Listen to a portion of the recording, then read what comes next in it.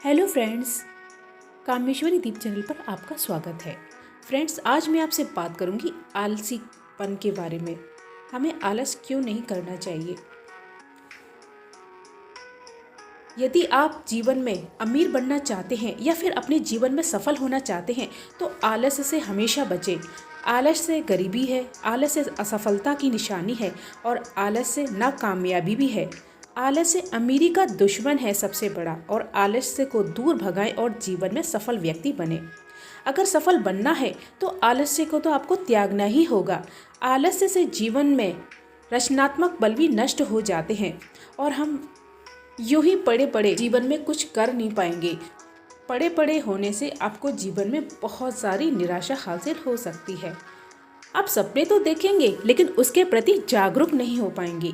अगर जीवन में सफलता हासिल करना चाहते हैं तो आलस्य को अपने पास ना भटकने दें, और आलसी की तुलना उस तालाब की भांति की जा सकती है जो अपने सीमा में बंधे होकर और उसके पानी को रोक दिया जाता है और फिर उस पानी में गंदगी जमा हो जाती है। धीरे धीरे काई का जमना शुरू हो जाता है और वो पानी किसी काम का नहीं रहता है। और दूसरी बात यह है, अगर आप किसी लोहे के सरिया को देखें या उसमें पड़े पड़े जंग खा जाएगी अगर हम उससे काम नहीं लेंगे। जना अगर हम मशीन का इस्तेमाल करना बंद कर देते हैं तो उसमें भी जंग लग जाएगी। उसी तरह हमारे शरीर में भी अगर हम आलस्य करेंगे और पड़े रहेंगे तो हाथ पैर भी हमारे जकड़ जाएंगे और आपको चलने फिरने में भी दिक्कत का सामना करना पड़ेगा। मनुष्य तो मनुष्य है, मशीन से यदि काम ना लिया जाए तो कल पुर्जे का काम करना भी उसके बंद कर देते हैं। और इसी तरह यदि आप दिन भर घर में पड़े रहते हैं और आप कुछ काम नहीं करते, सिर्फ आलस से आता है, तो ये आपका सबसे बड़ा दुश्मन है। आप कभी तरक्की नहीं कर सकते, आप जीवन में आगे नहीं बढ़ सकते और सिर्फ आप सोच से कोई काम नहीं कर पाएंगे। जो समय था कल वो आज नहीं है और जो आज है वो कल क्या होगा। ये समय का पहिया है यारो, ये अपनी गति से चलता है, ना रुकता है तेरे लिए और ना ही रुक सकता है ये मेरे लिए। आलस्य का तू त्याग कर, जीवन की नई शुरुआत कर। जो तू आज सुधर नहीं पाएगा जीवन भर पछताएगा। और जो आलसी होते हैं उनका तो कोई काम ही सिद्ध नहीं होता। आलस्य एक ऐसा सुख है जिसका परिणाम सिर्फ दुख है। इसी तरह मनुष्य के शरीर में रहने वाला आलस्य ही उसका सबसे बड़ा शत्रु होता है और परिश्रम जैसा उसके जीवन में कोई मित्र नहीं होता है। अगर जीवन में परिश्रम करता है तो कभी भी दुखी नहीं हो सकता। तो आइए इसे कहानी के द्वारा हम समझते हैं। यह कहानी है एक बूढ़े किसान की और उसके बेटों की कहानी है। तो आइए सुनते हैं इस कहानी को। बहुत पुरानी बात है। एक बूढ़ा किसान अपने खेत में काफ़ी मेहनत किया करता और खेतों में काम करके अपना गुजारा किया करता। उसके 3 बेटे थे जो बड़े ही आलसी थे और उसकी आलस की वजह से वह बूढ़ा किसान और उसकी पत्नी काफ़ी परेशान रहते और दोनों अपने लड़कों को समझाने के लिए बड़ी कोशिश करते, लेकिन तीनों की तीनों आलसीपन से बाजी नहीं आते थे। अब एक दिन बूढ़ा किसान इस दुनिया से चला गया। अब उसकी पत्नी ने अपने बेटों को खेत में जाने के लिए कहा, लेकिन वे गए नहीं, क्योंकि जब तक अनाज था तब तक उनकी माँ ने उन्हें बना बना कर खिलाया। और आखिरकार एक दिन ऐसा भी आया कि घर का सारा अनाज खत्म हो गया, लिए एक दाना भी नहीं बचा। तो उस किसान की पत्नी ने अपने बेटों को काम करने के लिए कहा कि वो काम पर जाएं और खेती बाड़ी करें, लेकिन उन्होंने उसकी बात नहीं सुनी और वहाँ से चले गए।